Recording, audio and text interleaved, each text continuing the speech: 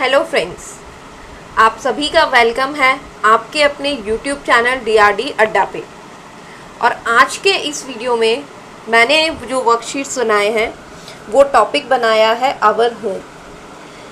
खासकर ये topic class 1 के बच्चों में को आ जाता है, तो उन्हीं के हिसाब से मैंने कुछ वर्कशीट्स यहाँ तैयार किए हैं। लेकिन एक वर्कशीट्स दिखाने के पहले एक बात मैं आपको बताना चाहूँगी कि आवर होम पढ़ाते टाइम कई बार पेरेंट्स, बहुत अच्छी बात होती है उस तरह से पढ़ाना, लेकिन उसे डायरेक्ट लिंक कर देते हैं हमारे उससे कि हम खाना कहाँ बनाते हैं या हम कहाँ सोते हैं। ये बहुत अच्छी बात है, लेकिन इसको लिंक करते समय एक बात का ध्यान रखना चाहिए कि हमारा घर कैसा है, हम उसी के आधार पे लिंक कराएं। क्योंकि बहुत सारे घर ऐसे होते हैं जहाँ डाइनिंग रूम नहीं होता है, वहाँ पे वो या तो सोफ़े पे बैठ के, ज़मीन पे बैठ के या बेड पे बैठ के, जहाँ जिसके घर में जैसा चलता है खाना खा लेते हैं। तो वहाँ पे कई बार बच्चे कंफ्यूज हो जाते हैं कि हम तो खाना ड्राइंग रूम में खाते हैं, फिर ये डाइनिंग रूम, तो बच्चे उस तरह से जवाब दे देते हैं। तो इस बात को ध्यान में रख के आपको बच्चों को लिंक कराना है। इसलिए मैं एक चीज़ सजेस्ट ये करूँगी कि जहाँ भी पॉसिबल हो आप बच्चों को अलग अलग रूम के इमेजेस भी दिखाइए, ताकि अगर सारे रूम्स जिस घर में नहीं भी हैं तो बच्चों को उन रूम्स को लेके माइंड में क्लैरिटी आ जाए। ठीक है, तो चलिए सबसे पहले अब मैं आपको स्टार्ट करती हूँ। जो सबसे पहली एक्सरसाइज मैंने लिखी है आवर होम पे, इसमें अलग अलग रूम्स पे ये बेस्ड एक्सरसाइजेज हैं। तो सबसे पहले है टिक द करेक्ट आंसर। मैंने यहाँ पे दिया है we sleep in our dash, और साथ में मैंने 2 ऑप्शंस दिए हैं। शुरुआत में कोई भी चीज़ इजी मोड से स्टार्ट करना चाहिए। तो अगर बच्चा 2 ऑप्शन के साथ कंफर्टेबल है तो आप 3 ऑप्शंस भी दे सकते हैं, 4 दे सकते हैं, जैसी भी आपको रिक्वायरमेंट लगे। और आप बच्चों को टिक के बाद ये बोल सकते हैं कि ब्लैंक में उस आंसर को लिखे भी।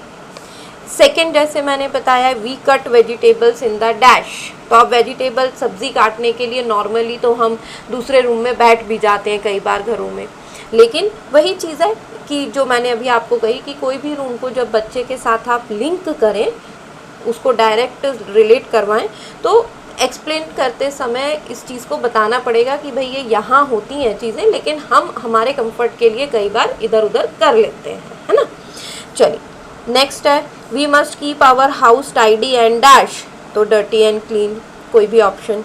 We chat with our guest in, और लास्ट है in the dining room we dash, play या ईट। इसी तरह से फिर दूसरी जो एक्सरसाइज मैंने बनाई है वो है मैच द फॉलोइंग। यहाँ पे एक तरफ मैंने रूम्स लिख दिए हैं, यहाँ पे उन रूम से रिलेटेड या तो कोई सामान लिख दिया है, या आप चाहें तो उस रूम में जो भी एक्टिविटी करते हैं उससे रिलेटेड लिख दीजिए, और ये डॉट से मैंने मैच करने दिया है।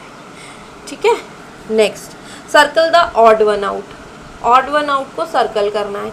जैसे किचन है तो किचन में कौन सी चीज़ इनमें से नहीं है उसको आप सर्कल करा लो, या आप टिक करा सकते हो, क्रॉस करा सकते हो, इस तरह से। तो मैंने kitchen, bedroom, living room, dining room और बाथरूम, इस तरह से 5 रूम्स मैंने लिए।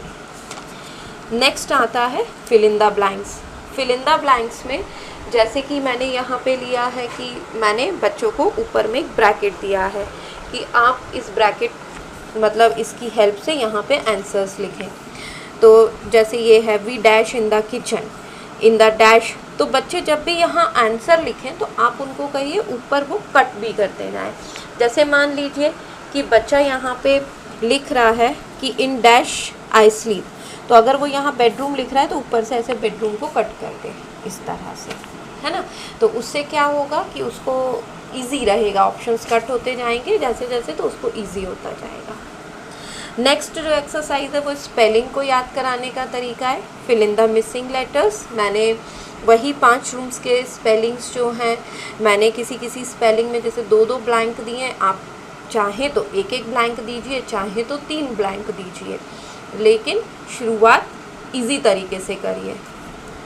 नेक्स्ट आता है ट्रू फॉल्स, जो सही और गलत है उस पे बेस्ड। तो we must keep our house dirty, तो ये ट्रू या फॉल्स या राइट या रॉन्ग जो भी है।